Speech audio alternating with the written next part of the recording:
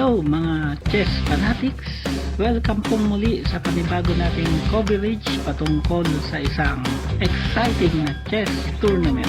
Ginanap ang Pag-asa Chess Tournament noong July 25, 2026, araw ng Sabado sa Barangay Hall Evacuation Center.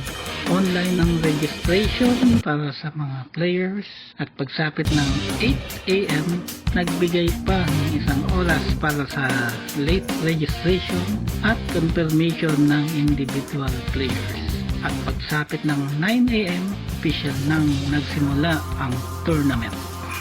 Maraming chess enthusiasts ang lumahok sa paligsahan ng Pag-asa Chess Club sa pangunguna ng batang president na si Justin, kasama ang chess tournament organizer na si Jerry Geronimo, sa pakikipagtulungan ng SK chairman, mga committee members at ng pamunuan ng aming barangay. Mapabata man ang matanda, lahat ay pwedeng sumali. Elementary level, high school level, mga kabataang babae at maging ang ating mga senior players. May award para sa top 5 bukod pa sa mga special award para sa top elementary, top high school, top Pag-asa player, top female at top senior. Round 1. Sa unang round, wala pang pagkakakilanlan kung sino ang dapat mapunta sa top board o tinatawag na seeded players dahil mano-mano pairing ang ginamit, kaya random muna ang labanan. Ako naman, nagdadalawang isip kung sasali dahil sa dami ng players. Ang bala ko talaga ay magko-content na lang para sa tournament. Kaso, bigla na lang natawag ang pangalan ko sa pairings at wala na akong choice kundi lumaban. Ang una kong nakalaban sa round 1 ay si Senior Romeo sa pangalan ko. Kaya ayun, ginulpi ko na agad sa laban. Ay, sorry. Ako pala ang ginulpi. Pinagbigyan ko na lang. Senior na kasi. Maging magalang tayo sa mga nakatatanda.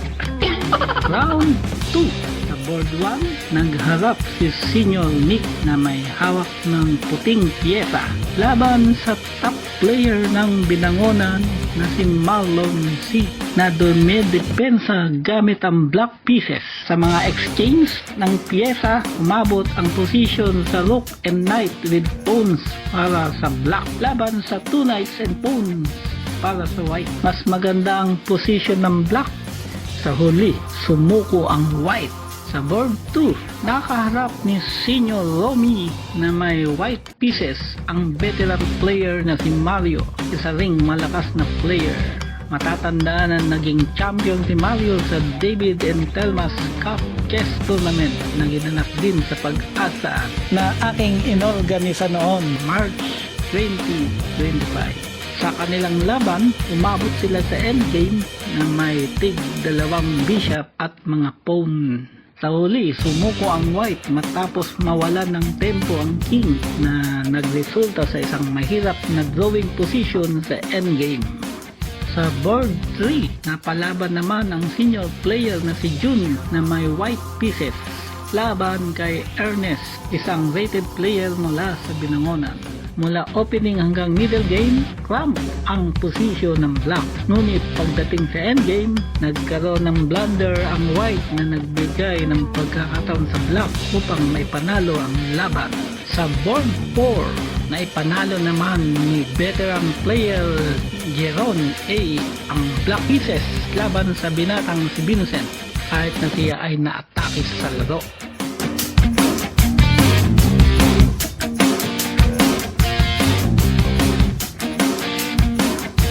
Naman sa round 2, sabi ng organizer, bye daw ako. Akala ko tuloy goodbye na at pinauuwi na ako. Pero 1 point pala ang katumbas ng bye. Kaya nung una, nag-aalala pa ako.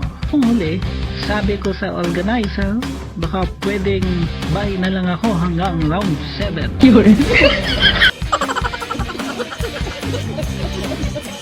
Round 3, sa board 1, nakaharap ni veteran player Marlon gamit ang white pieces ang student player na si Cyrus na may black pieces. Nanalo ang white sa laban. Sa board 2, napalaban naman si veteran Mario na may white pieces laban sa female student player na si Lorraine. Nanalo ang white sa endgame.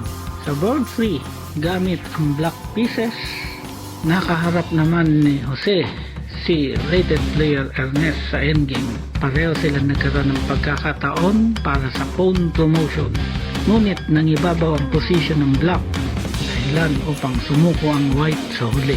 Sa board 4, naiwan pang naglalaban sina veteran Darwin at binatilyong Courtesy.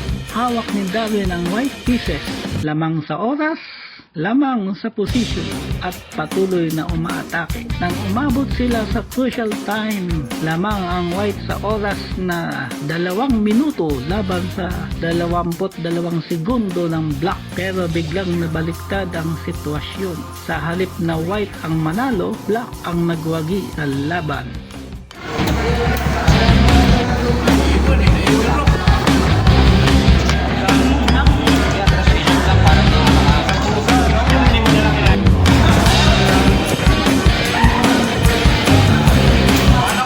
Kalagitnaan naman ng round 3, nakaharap ko si binatilyong Justin.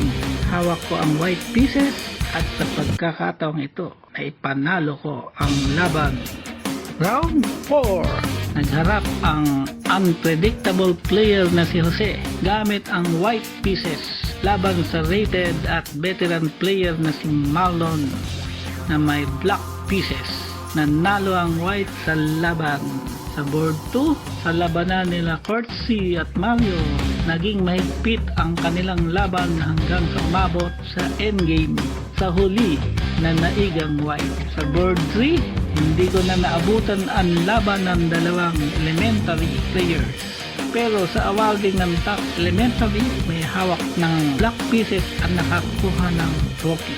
Nakalagitnaan ng round 4, hawak ko naman ng black pieces. May panalo ko ang laban sa student player na si Vincent kahit na naging agresibo ang kanyang atake. Sa board 4, nagharap naman sina Jeron at Ernest. Dikdigan ang laban hanggang sa makarating sila sa endgame. Unti-unting naubos ang mga pyesa ng black hanggang sa tuluyan na itong sumuko.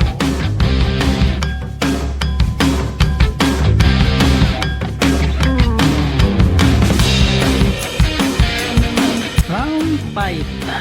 Sa board 1, nakalaban naman ni Jose ang patuloy na umaangat sa points na binatilyong si Courtesy. Ngunit nabigo ang black at napanatili ni Jose ang kanyang pwesto sa top board.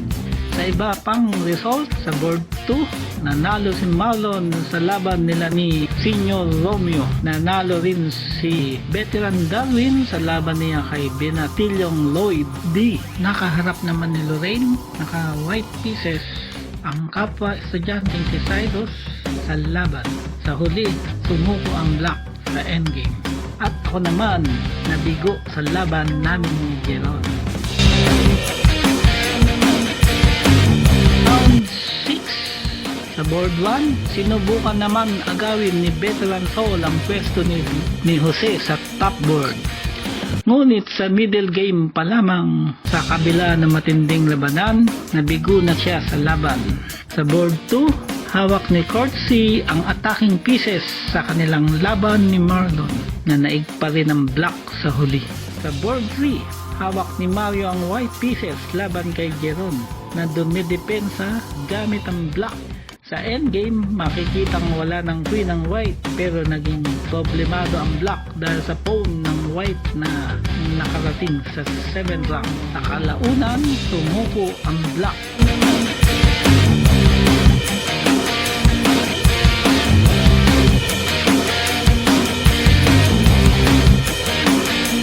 Sa laban naman namin ni Ernest, naging pabor sa akin ang score na 1-0 na ipanalo ko ang laban.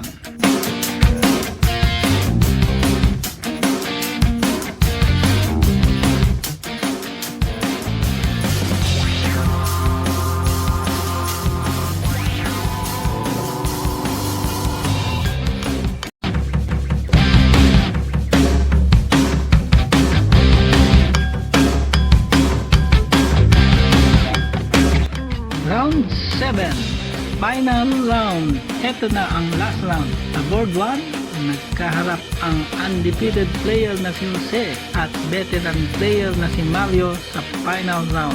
Ngunit sadyang malakas ang white at napanatili niya ang kanyang pagiging undefeated hanggang sa huling laban. Sa board 2, nasilat naman ni Darwin ang top player ng binangonan na si Marlon. Ang malaking panalong ito ang nagbigay daan para makuha ni Darwin ang second place sa torneo. Sa iba pang board, nagtapos sa 1-0 ang laban ng binatilyong si JB laban kay Senior Nick sa huling round. At ako naman na ipanalo ko ang aking huling laban sa strong female student player na si Lorraine matapos ang isang crucial battle.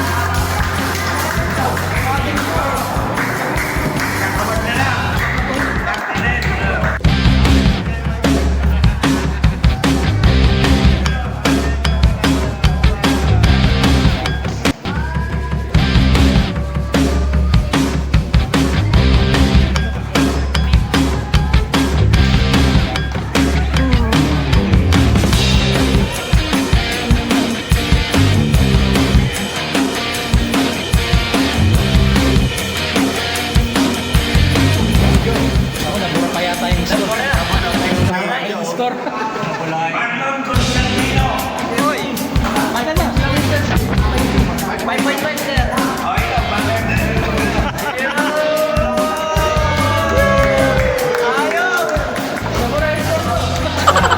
Anong place ni Marlon? Nasaan si Marlon? Wala.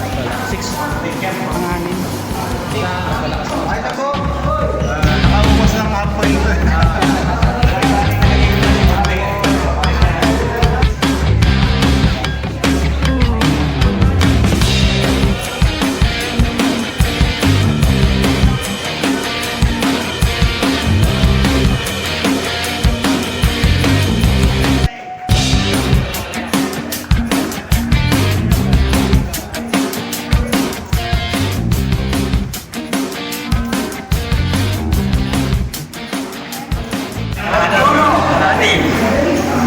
Second place.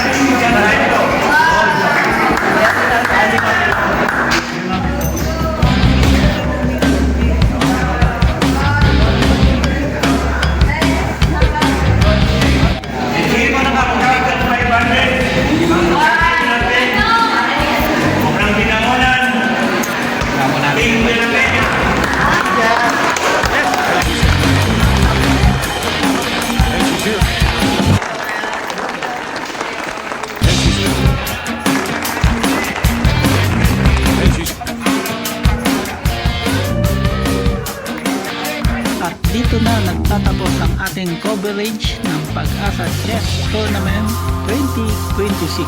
Isang masayang araw na naman para sa ating mga chess players. Mula sa mga bata, kabataan, adult, veterans, hanggang sa ating mga senior players. Hindi lang ito tungkol sa ating panalo o pagkatalo. Ang mahalaga ay nagkaroon tayo ng pagkakataong maglaro, matuto, makipagkaibigan at magkaroon ng magandang memories sa chessboard. Congratulations sa lahat ng winners at awardees.